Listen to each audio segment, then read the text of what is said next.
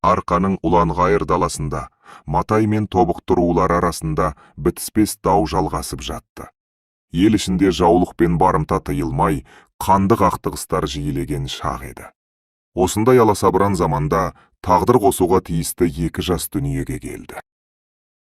Матай елінде сұлу да көрікті, ақылына көркі сай қыз еңлік бой жетті. Оның әкесі Есен дәулетті, ел ішінде беделді адам болатын. Ал Тобықты ішінде батырлығымен танылған Кебек атты жігіт бар еді. Ол кедейдің баласы. Тұрмысы төмен болса да, жүректілігімен елге сыйлы еді. Жастардың жолы бір жиында түйісті. Сол сәттен бастап, екеуінің жүректерінде алаулаған сезім пайда болды. Бір күні Кебек еңбекке кездесе келе толқып өз сезімін білдірді. Бірақ еңлік оған әкесінің және ағайынды руластарының қарсы екенін айтты.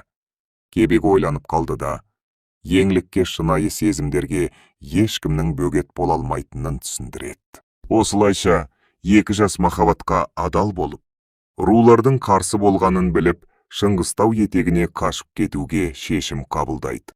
Арада біраз уақыт өткен соң, екі жас сәбилі болады. Сүйкімді де, шырайлы сәбиге тамсанып, уақытты бірге кешіп жатты. Жастардың қашып кеткенін естігенде Матай елі дүрлікті. Еңліктің әкесі Есен ашуға булығып, өзінің ренішін білдірді. Есен: байдың қызын кедей жігіт алып қашты деген сөз елге тараса, менің атым қайда қалады? Бұл әулетімізге қорлық, руымызға масқара десе, ал Тобықты ішінде де қарсы болғандар болса, Кебек дәулеті жоқ, бай қызын алып елге ұят әкелді деп пікірлерін білдірді. Ақсақалдар мен билердің кеңесі ұзаққа созылды. Олар жастардың тағдырын шешуге бір кісідей жиналды.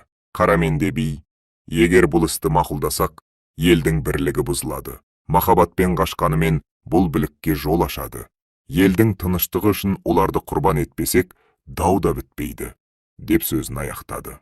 Ал әділ қария: бай мен кедейдің айырмасы тек жалған дүние, махаббатты өлтірген елден береке кетеді, деп шешімін айтты. Бұл сөздерден кейін көпшілік қатал шешімге келіп, жастарға өлім жазасын кесу туралы шешім қабылдады. Екі ел қос ғашықты іздеуге шықты. Біраз күннен соң ұзамай, екі жасты Шыңғыстаудың етегінде сәбимен бірге жүрген күйде тауып алады. Халық оларды ұстады. Адамдар сол кезде бір-біріне қарап, күдікпен араласа бастады. Еңлік жазасыз құтылмайтынын білген соң, ол өз өмірін емес, тек сәбидің өмірін сақтап қалуды сұрады. Сәбисіз екі жас халықтың күшімен елге қайтты. Оларды екі ру ауыр сөздермен және елдің қарғысымен қарсы алды. Халық оларды айыптап, ортаға салып, азаптап қинай бастады. Екі жастың жүрегінде үміт қалмағандай, олар жазаның ауыртпалығынан шыдай алмай, көп ұзамай өмірден өтті. Олардың көздерінде қайғы мен өксік, ал жүректерінде тек бір-біріне деген махаббат қана қыз шалған еді. Ал таудың етегінде қалған қос ғашықтың сәбиі туралы әртүрлі әңгімелер шықты.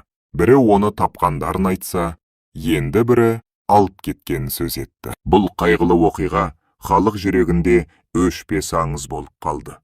Еңлік пен Кебек кеңсіз махаббаттың құрбандары. Ел салты мен жүрек қалауының қақтығысының символы. Ал Шыңғыстаудағы олардың мәңгілік мекені бүгінге дейін махаббаттың киелі куәсі болып тұр. Уақыт бөліп тамашалағандарыңызға рахмет. Осылайша оқиға аяқталды.